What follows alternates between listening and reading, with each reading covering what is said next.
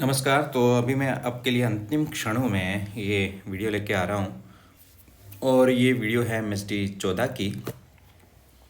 और आपके सामने आपको सिलेबस भी दिख रहा होगा।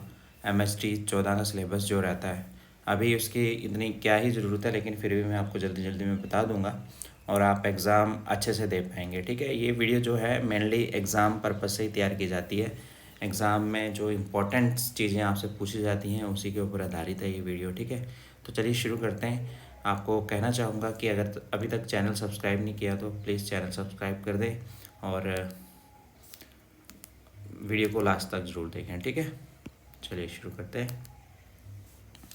और ये जो वीडियो है मैं आपको पहले भी कह चुका हूँ कि एग्ज़ाम पर्पज़ से ही तैयार की जाती है। शुरू करते हैं। तो प्रेमचंद का विशेष अध्ययन है एमएसटी 14 में, सिर्फ प्रेमचंद जी का ही अध्ययन है। प्रेमचंद जी के विषय में ही आपको पूरी जानकारी पता होनी चाहिए। बस प्रेमचंद जी से मिलते जुलते प्रश्न ही आपसे पूछे जाते हैं।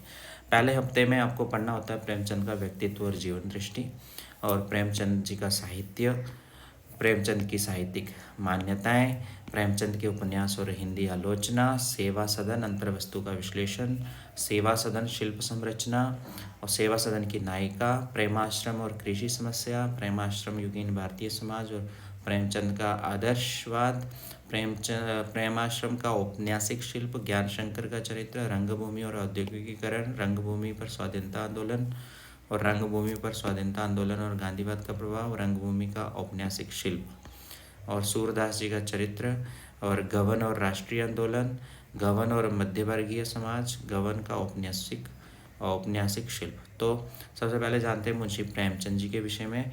प्रश्न इस तरह से आ सकता है कि मुंशी प्रेमचंद जी के विषय में उनका जीवन परिचय लिखिए, है ना। तो आपको इस तरह से लिखना है।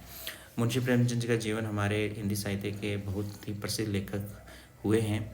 मुंशी प्रेमचंद जी समाज में हो रही कुरीतियों के बारे में ज़्यादा अपनी रचनाएं लिखी हैं। हिंदी साहित्यों में लेखों में सबसे पहले प्रेमचंद जी का ही नाम आता है। इस लेख में हिंदी साहित्य के सुप्रसिद्ध लेखक, उपन्यासकार, कहानीकार के जीवन परिचय हम लोग जानने वाले हैं। ठीक है, मुंशी प्रेमचंद जी ऐसे लेखक थे जिनमें एक अलग ही गुण था। उनके लेखन में ऐसी ताकत थी जिससे कि समाज की कुप्रथाएं बदल जाती थी। उन्होंने अपनी लेखनी के बल पर समाज में चल रहे कुप्रथाओं को बदलने की कोशिश की थी। तो प्रेमचंद जी की ज़्यादातर रचना उस समय के समाज में चल रहे कुरीतियों और कुप्रथाओं के बारे में ही होती थी। उस समय की ऐसी ऐसी बहुत सी कुप्रथाएं थी जो कि लोगों के बर्दाश्त से बाहर थी। इसी को बदलने के लिए मुंशी प्रेमचंद जी ने अपनी रचना की थी। उनकी रचनाएं स्वतंत्रता संग्राम में लड़ाई में भी योगदान देती हैं। उनकी रचनाओं में स्वतंत्रता संग्राम की लड़ाई में एक अलग ही क्रांति फैल गई थी और लोगों के दिलों में जोश भर गया था। ठीक है, ये जमींदारी, कर्जखोरी और गरीबी के संबंध में भी इनकी रचनाएं थी। मुंशी प्रेमचंद जी ने बहुत सारी रचनाएं की, कई उपन्यास भी लिखे, कहानियाँ भी लिखी, नाटक भी लिखे। और शरद चंद्र चट्टोपाध्याय ने मुंशी प्रेमचंद जी को उपन्यास सम्राट की उपाधि से सम्मानित किया था। इनका नाम मुंशी प्रेमचंद जो हम जानते हैं, इनका असली नाम धनपत राय श्रीवास्तव है। जन्म इनका 31 जुलाई 1880 में हो रखा है। जन्म स्थान लम्ही, वाराणसी, उत्तर प्रदेश में। पिताजी का नाम अजय राय, आनंदी देवी इनकी माता हैं, शिवरानी देवी इनकी पत्नी का नाम है। श्रीपत राय अमृत राय और कमला देवी श्रीवास्तव इनके बच्चे हैं। और हिंदी और उर्दू में ही इन्होंने लेखक और उपन्यासकार और नाटककार बनने का योगदान दिया है। रचना इनकी कहानियाँ, उपन्यास और नाटक है। कहानियाँ इनकी पूस की रात, बड़े घर की बेटी, नमक का दरोगा, दो बैलों की कथा, पंच परमेश्वर, ईदगाह, बूढ़ी काकी, कफन, तनाव, दूध का दाम, गुल्ली डंडा, बड़े भाई साहब, ठाकुर का कुआं, विध्वंस। और नाटक संग्राम, करबला, प्रेम की वेदी, ये 3 नाटक हैं इनके। और सेवा सदन, प्रेमाश्रम, रंगभूमि, निर्मला का यह कल्प, कायाकल्प, है ना, और गबन, कर्मभूमि और गोदान, ये इनके उपन्यास हैं। भाषा शैली इनकी व्यंग्यात्मक, विवेचनात्मक, चित्रात्मक, वर्णनात्मक, भावात्मक, मुहावरे और लोकोक्तियों वाली भाषा है। और मृत्यु इनकी 8 अक्टूबर 1936 में हो गई थी। ठीक है, तो ये अगर आप लोग इतना सा भी मुंशी प्रेमचंद जी के विषय में जान लेते हैं, ये सारी चीज़ें जान लेते हैं, तो मतलब आप मुंशी प्रेमचंद जी के विषय में कुछ अथेंटिक भी लिख सकते हैं। ठीक है, ये इतना आपको जानना बहुत ज़रूरी है मुंशी प्रेमचंद जी के विषय में, क्योंकि एमएसटी 14 पूरा मुंशी प्रेमचंद जी के ऊपर आधारित है। अगर इतना भी नहीं जान पाओगे तो समझो आप मुंशी प्रेमचंद जी के बारे में कुछ नहीं जानते। तो 31 जुलाई 1880 में वाराणसी में इनका जन्म हुआ था, ये मैंने बताया। पिता अजब राय थे, माता आनंदी देवी थी और इनका असली नाम धनपत राय था। उनके पिताजी पोस्ट ऑफिस में काम करते थे। जब 8 साल के थे तो इनकी माता मृत्यु हो गई। उनके पिता ने दूसरी शादी कर ली। प्रेमचंद जी का जीवन बहुत कष्ट से गुजरने लगा। उनकी सौतेली माँ से उनकी कुछ ज़्यादा बनती नहीं थी। जब वे 15 साल के हो गए थे तो पिता ने उनके मर्जी के बगैर की दूसरी शादी कर ली थी। ठीक है, कुछ दिनों बाद पिता की मौत हो गई। उसके बाद सारी जिम्मेदारी प्रेमचंद जी के ऊपर आ गई। प्रेमचंद जी को शुरू से ही पढ़ने का बहुत शौक था, लेकिन घर की जिम्मेवारियाँ इतनी थी कि वो पढ़ नहीं पा रहे थे। ठीक है, और उन्होंने ज़्यादातर किताबें और उपन्यास ही पढ़ना शुरू किया था बचपन में ही। तो मुंशी प्रेमचंद ने 1998 में मैट्रिक पास कर ली थी। मैट्रिक करने के बाद अपने गांव के नज़दीक के स्कूल में टीचर बन गए और नौकरी के साथ साथ पढ़ाई भी करते थे। 1910 में उन्होंने जब इंटर पास किया तो उनका सब्जेक्ट फ़ारसी, अंग्रेजी, दर्शन और इतिहास था। 1919 में फ़ारसी, अंग्रेजी और इतिहास से बीए पास किया। मुंशी प्रेमचंद ने जब बीए पास कर लिया तो उसके बाद उन्होंने शिक्षा विभाग में इंस्पेक्टर के पद पर नियुक्त हो गए। 1921 में महात्मा गांधी जी द्वारा असहयोग आंदोलन चलाया जा रहा था। उसमें स्वदेशी आंदोलन के तहत सरकारी नौकरियां, सामान या विदेशी वस्तुओं का बहिष्कार किया जा रहा था। उसी समय मुंशी प्रेमचंद ने अपनी नौकरी भी छोड़ दी थी। फिर उन्होंने क्या किया कि लिखना शुरू कर दिया। उन्होंने जो शादी थी उनकी मर्जी के बिना हुई थी। उनकी शादी उनके पिताजी ने धनी परिवार के घर को देख करके लड़की से कर दी थी जो बहुत झगड़ालू थी। इससे मुंशी प्रेमचंद का जीवन जो है और भी कष्टमय हो गया। प्रेमचंद जी कुछ दिन साथ में रहे, बाद में तलाक दे दिया। दूसरा विवाह बाल विधवा से कर लिया जिसका नाम शिवरानी देवी था। ठीक है, कहा जाता है कि उस समय विधवा से शादी करना समाज के लोग अच्छा नहीं समझते थे, लेकिन दूसरी शादी के बाद प्रेमचंद जी का जीवन बहुत सुखपूर्वक व्यतीत होने लगा। दूसरी पत्नी शिवरानी देवी एक शिक्षित महिला थी। उन्होंने प्रेमचंद जी का घर नाम से एक किताब लिखा था। प्रेमचंद घर नाम से एक किताब लिखा था। शिवरानी देवी से प्रेमचंद की 3 संतानें हुई। 2 पुत्र थे, 1 पुत्री थी, जिनका नाम श्रीपद राय, अमृत राय और कमला देवी श्रीवास्तव था। मुंशी प्रेमचंद जी ने ग्रेजुएशन करने के बाद एक स्कूल में अध्यापक की नौकरी की थी।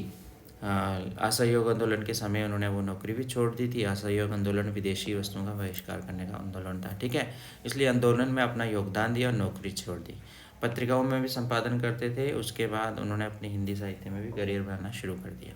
उसके बाद मुंशी प्रेमचंद ने बहुत सारी रचनाएं की, कई उपन्यास, कहानियाँ लिखी और उपन्यास शतरंज के खिलाड़ी पर हिंदी फिल्म भी बन चुकी है। 1921 में असहयोग आंदोलन के दौरान मुंशी प्रेमचंद ने अपनी सरकारी नौकरी को त्याग पत्र दे दिया। बार बार ये बता रहा हूँ। तो पत्र पत्रिकाओं में उन्होंने संपादन शुरू कर दिया, जिसमें सबसे पहले मर्यादा और माधुरी नाम की 2 पत्रिकाओं में उन्होंने संपादन किया। उन्होंने सरस्वती प्रेस प्रवासी लाल नाम के व्यक्ति के साथ खरीद लिया और उसमें हंस और जागरण नाम की पत्रिका निकालने लगे। पहले उन्होंने मर्यादा, माधुरी, फिर हंस और जागरण, ठीक है, ये उन्होंने पत्रिका निकाली। कुछ दिनों तक उन्होंने अजंता सिनेटॉन कंपनी में कहानी लिखने का कार्य करने लगे, लेकिन वहाँ उन्हें ज़्यादा पसंद नहीं आया और बनारस लौट आए। मुंशी प्रेमचंद की प्रसिद्धि सरस्वती में सोत नाम की कहानी प्रकाशित होने के बाद हुई थी। 1918 में उन्होंने सेवा सदन नाम का उपन्यास भी लिख लिया था। मुंशी प्रेमचंद जी उर्दू में कहानी उपन्यास लिखते थे, लेकिन सेवा सदन लिखने के बाद वे हिंदी के एक प्रसिद्ध उपन्यासकार भी बन गए और हिंदी उर्दू दोनों भाषाओं में रचना करने लगे। मुंशी प्रेमचंद जी लगभग 300 कहानियाँ और लगभग 1.5 दर्जन उपन्यास लिख चुके हैं। प्रेमचंद जी उर्दू के भी महान लेखकों में गिने जाते हैं। उर्दू में प्रेमचंद नवाब राय नाम से रचना लिखते थे, लेकिन जब हिंदी साहित्य में उन्होंने अपनी रचना शुरू की तब से वो प्रेमचंद हो गए। हिंदी में सबसे पहली कहानी प्रेमचंद ने जमाना पत्रिका में बड़े घर की बेटी नाम की 1910 में प्रकाशित हुई थी। मुंशी प्रेमचंद की सबसे महत्वपूर्ण, सबसे प्रसिद्ध और अंतिम उपन्यास गोदान था। गोदान जो उपन्यास था सभी उपन्यासों में सर्वश्रेष्ठ माना जाता है। 1936 में हिंदी ग्रंथ रत्नाकर कार्यालय मुंबई में गोदान उपन्यास का प्रकाशन हुआ था। इस उपन्यास में भारत की ग्रामीण जीवन की बात बताई गई है। प्रेमचंद जी ने जो भी रचना लिखी है उसमें उस समय के लोगों का जो जीवन था, जो लोगों के रहने के रहन सहन था, उस पर सारी कहानियाँ लिखी हुई हैं। ठीक है, शुरू से ही पढ़ने लिखने का उन्हें बहुत ज़्यादा शौक था। मुंशी प्रेमचंद जी को वह वकील बनना चाहते थे, लेकिन बचपन में ही पिता का साया सिर से चला गया तो गृहस्थी घर का खर्चा उनके कंधे पर आ गया, इसलिए कोई अच्छी पढ़ाई करने का सपना उनका अधूरा ही रह गया। लेकिन घर में मिली उर्दू की शिक्षा उन्हें उर्दू कहानियाँ, उपन्यास लिखना शुरू कर दिया। उर्दू भाषा के महान लेखक के रूप में प्रेमचंद जी उभर कर सामने आए और उन्होंने हिंदी साहित्य में भी उपन्यास और कहानी लिखना शुरू किया। पहले उन्होंने हिंदी साहित्य की ज़्यादातर उपन्यास और कहानी पढ़ना शुरू किया, तो 3 सालों में लगभग सैकड़ों उपन्यास पढ़ लिए, और उसके बाद उन्होंने नाटक लिखना शुरू किया। मुंशी प्रेमचंद जी एक बहुत प्रसिद्ध संवेदनशील लेखक थे। प्रेमचंद्र के पुत्र अमृत राय भी हिंदी के एक प्रसिद्ध साहित्यकार थे। मुंशी प्रेमचंद जी को बचपन से बहुत आर्थिक तंगियाँ थी, पत्नी के साथ लड़ाई झगड़े थे, और उन्होंने शिवरानी से दूसरा विवाह किया, और फिर अपने तरीके से इन्होंने ज़िंदगी जीना शुरू की। ये गरीब किसान या आम जनता से जो आम जनता अंग्रेज़ों से शोषित होते थे, उत्पीड़न सहते थे, उसे देखकर मुंशी प्रेमचंद जी कहानियाँ लिखना शुरू कर देते थे। तो भारत अंग्रेज़ों के अधीन था, तो उस समय की सारी घटनाएं अपने उपन्यासों में लिखते, इसलिए अंग्रेज़ी हुकूमत का शासन भारत पर था, तो उन्हें इस तरह से प्रेमचंद जी का लिखना अच्छा नहीं लगा। उन्होंने प्रेमचंद जी को सोजे वतन नाम की कहानी के लिखने के उसमें उनको जेल में भी डाल दिया था, जो कि हमीरपुर के कलेक्टर ने उनके ऊपर जनता को भड़काने का आरोप लगाया, और सोजे वतन की जितनी भी प्रतियाँ थी कलेक्टर ने जला दी। महात्मा गांधी के असहयोग आंदोलन के समय स्वदेशी आंदोलन के तहत सरकारी नौकरी छोड़ने का या विदेशी सामानों का बहिष्कार करना था, इसलिए प्रेमचंद ने नौकरी भी छोड़ दी थी और लेखन शुरू कर दिया था। प्रेमचंद जी ने अपनी रचनाओं के बल पर कई समाज सुधार किए। उन्होंने अपनी कहानियों में स्वाधीनता संग्राम, सुधार आंदोलन और उस समय चल रहे समाज में कई तरह की कुप्रथाएं, दहेज, बेमेल विवाह, छुआछूत, जाति भेद, विधवा आदि का बहुत ही अच्छे से चित्रण किया। 1918 से 1936 तक प्रेमचंद जी ने कई रचनाएं की, कहानियाँ, उपन्यास आदि लिखे। 1918 से 1936 तक के समय को प्रेमचंद जी के नाम से जाना जाता है। सबसे पहला हिंदी का उपन्यास मुंशी प्रेमचंद जी का सेवा सदन था। इससे पहले वह उर्दू के एक प्रसिद्ध कथाकार थे। अब सेवा सदन के विषय में आपसे कुछ पूछा जाए तो आप ज़रूर लिखें, ठीक है। प्रेमचंद जी ने सरकारी नौकरी से त्यागपत्र देख कर के पहला मर्यादा नामक पत्रिका में उन्होंने संपादन शुरू किया था। उसके बाद माधुरी पत्रिका का भी संपादन किया, लेकिन बाद में उन्होंने हंस और जागरण का हिंदी साप्ताहिक पत्र का प्रकाशन आरंभ किया। मुंशी प्रेमचंद जी से एक बढ़कर एक उपन्यास हैं, जिससे कि ग्रामीण समाज के बारे में, गरीब किसान के बारे में कहानी उन्हीं के उपन्यास में रहता है। प्रेमचंद जी के प्रसिद्ध उपन्यास रंगभूमि के लिए पूछा जाए, प्रेमाश्रम, गबन, कायाकल्प, कर्मभूमि, गोदान आदि हैं। उन्होंने निर्मला जैसे धारावाहिक उपन्यास की भी रचना की है। 1930 से 1927 ईस्वी के दौरान महादेवी वर्मा के द्वारा हिंदी मासिक पत्रिका चांद संपादित होता था। उसमें मुंशी प्रेमचंद जी का धारावाहिक उपन्यास निर्मला उन्होंने रचना किया। बाद में मुंबई जाकर अजंता सिनेटॉन कंपनी के लिए उन्होंने कथा लेखन की नौकरी की। एक कहानी लिखी जो कि 1934 में फिल्म मजदूर रिलीज़ हुई थी। ये मुंशी प्रेमचंद जी द्वारा लिखाई हुई कहानी थी। प्रेमचंद हर साल लगभग 10 से ज़्यादा कहानियाँ लिखते थे। उनके मरने के बाद 8 खंडों में मानसरोवर नाम की कहानी प्रकाशित हुई थी। मुंशी प्रेमचंद जी की जितनी भी उर्दू और हिंदी की कहानियाँ हैं, ठीक है, उसे एक रत्नावली नाम से प्रकाशित किया गया है, और ये डॉक्टर कमल किशोर गोयनका ने प्रकाशित किया। मुंशी प्रेमचंद जी को उनके लिखने की वजह से, महान रचना लिखने की वजह से कलम का जादूगर कहा जाता है। मुंशी प्रेमचंद जी के प्रसिद्ध उपन्यास सेवा सदन, प्रेमाश्रम, रंगभूमि और गबन, ये सिलेबस में है मैन, ठीक है। निर्मला, कायाकल्प, कर्मभूमि और गोदान भी। मुंशी प्रेमचंद जी के प्रसिद्ध नाटक संग्राम, करबला, प्रेम की वेदी। मुंशी प्रेमचंद जी ने 300 से भी ज़्यादा कहानियाँ लिखी हैं। ये कहानियाँ गरीबी, जमींदार, कर्जाखोरी इत्यादि पर लिखी गई हैं। कहानियाँ ऐसे पूस की रात, बड़े घर की बेटी, नमक का धोखा, दो बैलों की कथा, पंचपरोशी ईदगाह, बूढ़ी का कफन, तनाव, दूध का दाम, गुल्ली डंडा, बड़े भाई साहब, ठाकुर को कुआं, विध्वंस। मुंशी प्रेमचंद जी की कहानियाँ बहुत ही सत्य वचन और बहुत ही कठोर भाषा का प्रयोग करते थे, और प्रेमचंद जी की रचनाओं की भाषा उर्दू के मुहावरे और लोकोक्तियों का भरपूर प्रयोग होता था। वे अपनी कहानियों का भाषा बहुत ही सहज, व्यवहारिक, सरल, प्रभावपूर्ण तरीके से करते थे। उनकी कहानियों में सादगी और अलंकारिकता प्रयुक्त होती है। इनकी रचनाओं में कई भाषा शैली का उन्होंने उपयोग किया है, जैसे कि व्यंग्यात्मक, विवेचनात्मक, चित्रात्मक, वर्णनात्मक, भावात्मक आदि। प्रेमचंद की कहानियाँ पढ़ने पर ऐसा लगता है कि सारी घटना हमारे सामने ही उजागर हो रही है। देखिए, ये शब्द है ना, व्यंग्यात्मक, विवेचनात्मक, चित्रात्मकता, वर्णनात्मक, भावात्मक, ये सभी लेखकों, सभी के विशेषण देने के लिए, उनकी विशेषता बताने के लिए इन शब्दों का प्रयोग किया जाता है। पहले जिस तरह से लोगों का जीवन यापन था, गरीब लोग सेठ साहूकार से शोषित होते थे, ठीक उसी तरह वे अपनी कहानियों में पात्रों को दर्शाते हैं। उनकी रचनाओं में वेदना, दर्द, परेशानी आदि स्पष्ट देखने को मिलता है। आम जनता का दर्द, उत्पीड़न, शोषण आदि को बहुत नज़दीक से उन्होंने देखा, और वही वे अपने उपन्यास और कहानियों में भी वर्णन करते थे। मुंशी प्रेमचंद जी ने कई रचनाओं का अनुवाद भी किया है। मुंशी प्रेमचंद जी की कहानियाँ निम्न मध्यवर्गीय, मिडिल क्लास लोगों के जीवन के बारे में रहती थी। मुंबई आकर फिल्मों के लिए भी कई कहानियाँ लिखी। लेकिन उनका मन नहीं लगा, वाराणसी चले गए और कुछ दिनों के बाद उनकी वहाँ पर मृत्यु हो गई। अक्टूबर 1936 को मुंशी प्रेमचंद जी की मृत्यु हो गई। इसी के साथ हिंदी सम्राट, साहित्यकार, उपन्यासकार, नाटककार और एक उपन्यास सम्राट का अंत हो गया। मुंशी प्रेमचंद जी गोरखपुर में जिस स्कूल में पढ़ाते थे वहाँ पर भी प्रेमचंद साहित्य संस्थान का संस्थापन किया गया, जिसमें उसमें प्रेमचंद जी से संबंधित जितने भी उनके सामान थे उनका एक संग्रहालय बनाया गया, उसमें प्रेमचंद जी की प्रतिमा भी स्थापित की गई है। ठीक है, मुंशी प्रेमचंद जी का जीवन परिचय। भारतीय हिंदी साहित्य में मुंशी प्रेमचंद ने कई प्रसिद्ध कहानियाँ, नाटक और उपन्यास, हिंदी साहित्य में उसका योगदान अतुलनीय है। उन्हें कलम का जादूगर कहा जाता है और जितने दिनों तक उन्होंने रचना लिखा उस युग को प्रेमचंद के नाम से भी जाना जाता है। ठीक है, अब ये सब मैंने ऊपर बता दिया आपको, लेकिन सेवा सदन जो है वो उनका एक उपन्यास है, वो उपन्यास है। प्रेमचंद जी ने सेवा सदन उपन्यास 1916 में उर्दू भाषा में लिखा। बाद में सन 1919 में उन्होंने इसका अनुवाद स्वयं किया। उर्दू में ये बाज़ारे हुस्न नाम से लिखा गया था, बाज़ारे हुस्न।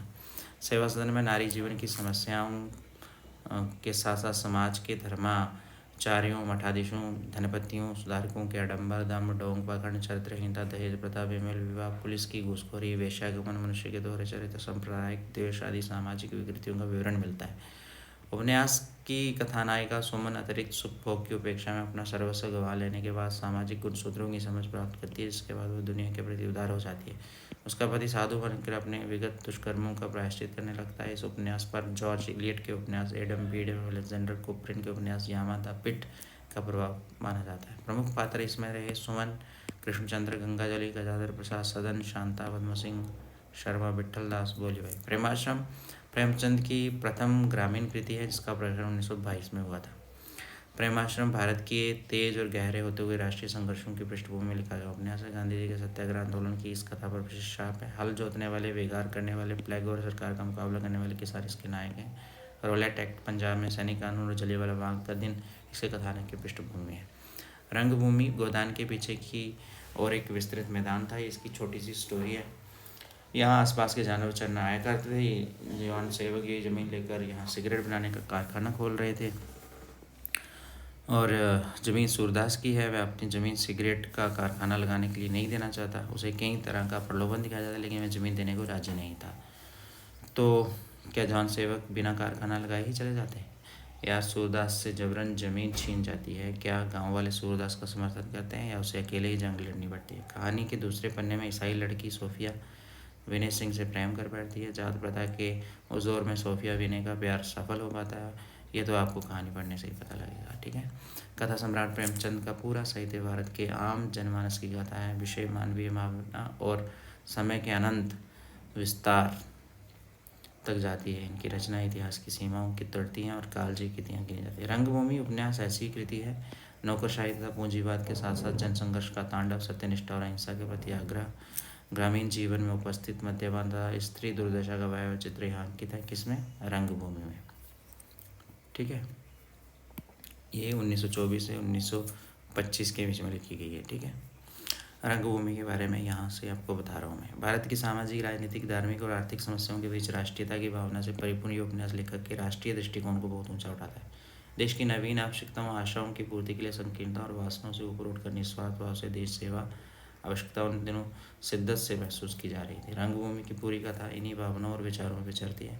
कथानायक सूरदास जी का पूरा जीवन क्रम, यहाँ तक कि उसकी मृत्यु भी राष्ट्रपिता महात्मा गांधी की छवि लगती है। सूरदास की मृत्यु भी समाज को कई नई संगठन शक्ति दे गई। विविध स्वभाव, वर्ग, जाति, पेशा एवं आय वित्त के लोग अपने अपने जीवन की क्रीड़ा इस रंगभूमि में किए जा रहे हैं और लेखक की सहानुभूति सूरदास के पक्ष में बनती जा रही है। पूरी कथा गांधी दर्शन, निष्काम कर्म और सत्य के अवलंबन को रेखांकित करती है। ये संग्रहणीय पुस्तक कई अर्थों में भारतीय साहित्य की धरोहर है। अब गबन जो है वो प्रेमचंद जी की द्वारा लिखा हुआ एक उपन्यास है। निर्मला के बाद गबन प्रेमचंद का दूसरा यथार्थवादी उपन्यास कहना चाहिए कि उसके विकास की अगली कड़ी है। गबन का मूल विषय महिलाओं का पति के जीवन पर प्रभाव। गबन प्रेमचंद जी के एक विशेष चिंता को विषय संबंधित उपन्यास है। ये विषय है गहनों के प्रति पत्नी के लगाव का पति के जीवन पर प्रभाव। गबन में टूटते मूल्यों के अंधेरे में भटकते मध्य वर्ग का वास्तविक चित्रण किया गया है। इन्होंने समझौता परस्त और महत्वाकांक्षा से पूर्ण मनोवृत्ति तथा पुलिस के चरित्र को बेबाकी से प्रस्तुत करते हुए कहानी को जीवंत बना दिया है। इस उपन्यास में प्रेमचंद ने पहले नारी समस्या को व्यापक भारतीय परिप्रेक्ष्य में रखकर देखा है और उसे तत्कालीन भारतीय स्वतंत्रता आंदोलन से जोड़कर देखा। सामाजिक जीवन और कथा साहित्य के लिए एक नई दिशा की ओर संकेत करता है। ये उपन्यास जीवन की असलियत की छानबीन अधिक गहराई से करता है, भ्रम को तोड़ता है, नए रास्ते तलाशने के लिए पाठक को नई प्रेरणा देता है। जालपा के कारण रमानाथ में आत्मसम्मान का फिर से उदय हो जाता है। जोहरा वैश्य जीवन छोड़कर सेवा व्रत धारण कर दिया। रमानाथ और जालपा भी सेवा मार्ग का अनुसरण करते हैं। जोहरा ने अपनी सेवा, आत्मत्याग और सरल स्वभाव से सभी को मुक्त कर दिया। रतन मृत्यु को प्राप्त हुआ। एक बार प्रयाग के समीप गंगा में डूबते हुए यात्री को बचाते समय वह भी बह गई। रमानाथ ने कोशिश की उसे बचाने की, लेकिन आगे बढ़ जाए। जालपा भी पानी में कूद पड़ी थी। रमानाथ आगे न बढ़ सके। एक शक्ति आगे खींचती थी, एक पीछे। आगे की शक्ति में अनुराग था, निराशा थी, बलिदान था। बंदर ने रोक लिया। कलकत्ते में जोहरा विलास की वस्तु थी, प्रयाग में उसके घर के प्राणी जैसा व्यवहार होता था। दयानाथ और रामेश्वरी को ये कहकर शांत कर दिया गया कि वह देवी दीन की विधवा बहू है। और दयानाथ कौन थे? रमानाथ के पापा। और रामेश्वरी उनकी कौन थी? माँ थी, कि वह देवी दीन की विधवा बहू है। जोहरा में आत्मशुद्धि की ज्योति जगमगा उठी थी। अपनी क्षीण आशा ले रामानाथ और जालपा घर लौट आए। उनकी आंखों के सामने जोहरा की तस्वीर खड़ी हो जाती थी। तो ये हमारी छोटी सी वीडियो थी, MHT 14 के ऊपर आधारित थी। आपको कैसी लगी ज़रूर बताइएगा, बहुत इंपॉर्टेंट है आपके लिए। चैनल को सब्सक्राइब जरूर कीजिएगा। धन्यवाद। आपका एग्ज़ाम बहुत अच्छे से हो।